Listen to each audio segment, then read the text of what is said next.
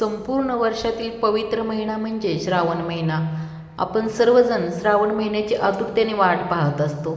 श्रावण महिन्याला महादेवाचा महिना असं सुद्धा म्हटलं जातं. तर या श्रावण महिन्यामध्ये किती श्रावणी सोमवार येत आहेत आणि प्रत्येक सोमवारी कोणती शिवमूठ अर्पण करायची आहे, भगवान शंकरांची आपण कोणती उपासना करायची आहे, याबद्दलची संपूर्ण माहिती या व्हिडिओत सांगणार आहे. तर व्हिडिओ कुठेही स्किप करू नका. नमस्कार सर्वांना, श्री स्वामी समर्थ. स्वागत आहे तुमचं आपल्या चॅनलमध्ये. बघा, श्रावण महिना म्हणजे वर्षातील 12 महिन्यातील पवित्र महिना म्हणून ओळखला जातो. या श्रावण महिन्यामध्ये भरपूर उपवास असतात. श्रावण महिन्यामध्ये सणही चालू होतात आणि महत्त्वाचं म्हणजे हा महिना महादेवांचा महिना म्हणून ओळखला जातो, कारण या महिन्यामध्ये श्रावणी सोमवार असतात.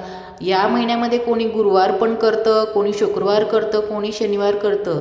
म्हटलं तर पूर्ण महिनाभर उपवास करतात, त्याला श्रावणी म्हणतात. पूर्ण महिनाभर उपवास पकडणे म्हणजे श्रावणी पकडणे. बघा, देवशयनी एकादशीपासून भगवान श्रीहरी विष्णू हे निद्रावस्थेत गेलेले असतात. म्हणूनच सृष्टीचा सर्व कारभार हा महादेवांवरती आलेला असतो आणि म्हणूनच आपण महादेवाची श्रावणामध्ये पूजा करत असतो. आपलं कोणतंही संकट असो, अडचण असो, ती दूर करण्यासाठी आपण या महिन्यामध्ये महादेवांची उपासना करत असतो. तर आता श्रावण महिना कधीपासून सुरू होत आहे, तर बघा, श्रावण महिन्याला सुरुवात होत आहे 13 ऑगस्ट वार गुरुवार रोजी आणि 11 सप्टेंबरला श्रावण संपत आहे. तर या श्रावण महिन्यामध्ये एकूण आपल्याला 4 श्रावणी सोमवार येत आहेत आणि पहिला सोमवार येत आहे 17 ऑगस्ट 2026 आणि या दिवशी आपल्याला शिवमूठ जी आहे ती तांदूळ अर्पण करायची आहे. दुसरा सोमवार येत आहे 24 ऑगस्टला आणि आपल्याला शिवमूठ आहे ती तीळ अर्पण करायचे आहेत. तिसरा सोमवार येत आहे 31 ऑगस्टला आणि आपल्याला शिवमूठ मूग अर्पण करायचे आहे. आणि चौथा सोमवार येत आहे 7 सप्टेंबरला आणि शिवमूठ आहे ती जवस अर्पण करायची आहे. आणि प्रत्येक सोमवारी आपल्याला महादेवाला अभिषेक करायचा आहे.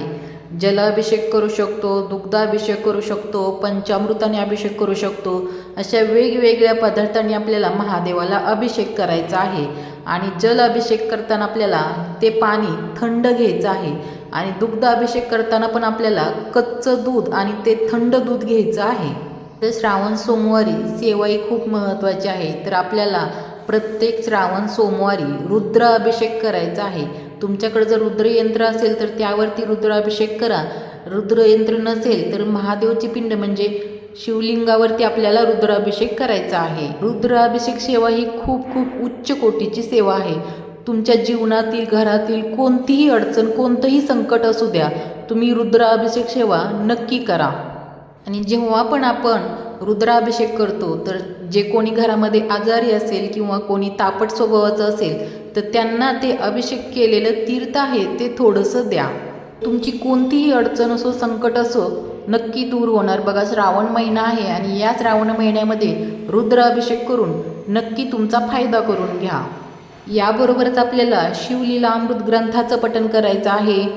या श्रावण महिन्यामध्ये तुम्ही रोज शिवस्तुती पठण करू शकता. याबरोबरच तुम्ही श्रावण महिन्यामध्ये शिवमहिमा स्तोत्राचं पठण करा. तुम्ही रोज करू शकता, जेव्हा शक्य होईल तेव्हा तरी आवर्जून करा. या श्रावण महिन्यामध्ये तुम्ही रोज शिवनामावली पठण करू शकता. रोज नाही शक्य झालं तर प्रत्येक श्रावणी सोमवारी तरी तुम्ही शिवनामावली पठण करू शकता. प्रत्येक श्रावण सोमवारी तुम्ही महादेवाला बेल जरूर अर्पण करा. बेलपत्र अर्पण करण्याला खूप खूप महत्त्व आहे. तुमच्याकडे जर बेलाचं झाड असेल तर बेल कधीही आपल्याला सोमवारी तोडायचं नाही आहे. बेल हा आपण रविवारी म्हणजे सोमवारच्या अगोदर 1 दिवस तोडून ठेवू शकता. सोमवारी कधीच बेल तोडायचं नाही आहे. आपण फक्त सोमवारी बेल अर्पण करायचं आहे.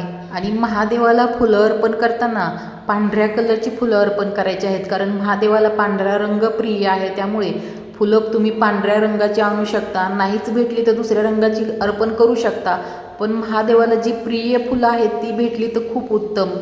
आणि प्राजक्ताची फुलं पण महादेवाला खूप प्रिय आहेत. त्यामुळे जर तुम्हाला प्राजक्ताची फुलं भेटली तर तुम्ही अवश्य अर्पण करू शकता. नाही भेटली तर पांढऱ्या रंगाची कोणतीही फुलं तुम्ही महादेवाला अर्पण करू शकता. आणि त्याबरोबर महादेवाला धोत्र्याचं फूल हे खूप खूप प्रिय आहे. त्यामुळे जर प्रत्येक श्रावण सोमवारी नाही शक्य झालं तर एका तरी श्रावण सोमवारी तुम्ही धोत्र्याचं फूल महादेवाच्या पिंडीवरती आवर्जून अर्पण करा. त्याबरोबरच आपल्याला महादेवाच्या पिंडीवरती बेलपत्र अर्पण करायचं आहे. आणि बेलपत्र अर्पण करताना बेलपत्र हे पालथं अर्पण करायचं असतं, कधीही असं उलटं ठेवायचं नाही आहे. पालथं बेलपत्र महादेवाच्या पिंडीवरती अर्पण करायचं असतं. आणि बेलपत्र हे कुठंही किडलेलं नसावं, तुटलेलं नसावं. आपल्याला बेलपत्र 3 पानाचं पूर्ण छान असली पाहिजेत पानं, कुठेही तुटलेलं नको आहे, तुटलेलं किंवा किडलेलं नको आहे.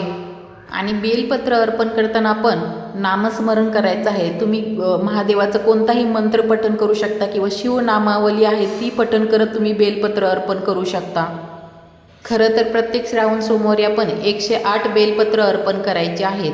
पण 108 बेलपत्र जर आपल्याला नाही भेटली, 2-3 भेटली तरी आपण ती अर्पण करू शकतो. आणि त्यातलं एक बेलपत्र घेऊन आपण ते प्रत्येक नामस्मरणच्या वेळेस आपल्याला पिंडीवरती अर्पण करायचं आहे. आणि तेच परत उचलायचं, परत तेच अर्पण करायचं.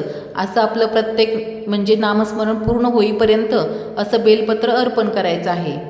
म्हणजेच की 108 वेळेस आपल्याला असं करायचं आहे. असं केल्याने काय होईल की आपण 108 बेलपत्र अर्पण केल्याचं पुण्य आपल्याला मिळणार आहे. इथं पहा, मी तुम्हाला दाखवत आहे.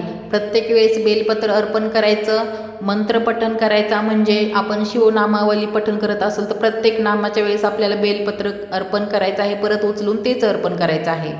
आणि याबरोबरच बघा, महादेवांना पांढरा रंग प्रिय आहे, त्यामुळे तुम्ही पूजा करताना पांढऱ्या रंगाची साडी परिधान करू शकता. किंवा साडी नाही तुम्ही नेसली तरी चालेल, ड्रेस असेल तर तुम्ही पांढऱ्या रंगाचा ड्रेस वापरा. किंवा काहीच नसेल तर तुम्ही ओढणी तरी डोक्यावरती पांढऱ्या रंगाची घेऊन पूजा करा.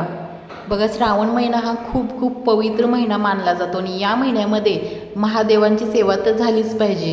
कोणती ना कोणती सेवा तुम्ही श्रावण महिन्यामध्ये अवश्य करा. कितीही तुम्हाला कामं असतील तर थोडा वेळ तरी आवर्जून काढा आणि भगवान शंकरांची सेवा आवर्जून करा.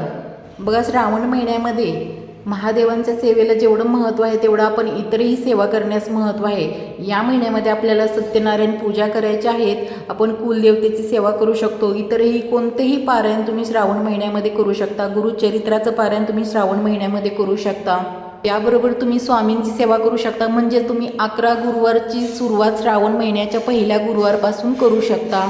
बघा, श्रावण महिना हा गुरुवारी सुरू होत आहे, त्यामुळे तुम्ही पहिल्या गुरुवारपासून 11 गुरुवारला सुरुवात करू शकता. 11 गुरुवारचे अनुभव खूप खूप लोकांना आलेले आहेत. 11 गुरुवार कसे करायचे, मांडणी कशी करायची याबद्दलचा व्हिडिओ पण मी तुम्हाला घेऊन येणार आहे. तर नक्की तुम्हाला जर व्हिडिओ पाहायचा असेल तर कमेंट करून सांगा. आणि तुम्हाला कोणतीही कसलीही अडचण असेल तर नक्की तुम्ही स्वामी महाराजांचे 11 गुरुवार करण्यास सुरुवात करा. नक्की तुमची अडचण दूर होईल, 100% अडचण दूर होईल. हा माझा अनुभव आहे. 11 गुरुवारचे महत्त्व हे खूप खूप मोठं आहे, ते शब्दात सांगणं शक्यच नाही आहे. जेव्हा आपण गुरुवार करण्यास सुरुवात करतो तेव्हा प्रत्येकाला अनुभव येतो म्हणजे येतोच. त्यामुळे तुम्हाला कुठलीही अडचण असेल तर 11 गुरुवार नक्की करा. चला, तर अतिशय महत्त्वाचा व्हिडिओ होता. व्हिडिओतली माहिती तुम्हाला आवडली तर लाईक करा, कमेंट करा. चॅनलला सबस्क्राईब केलं नसेल तर सबस्क्राईब करा. तोपर्यंत सर्वांना धन्यवाद.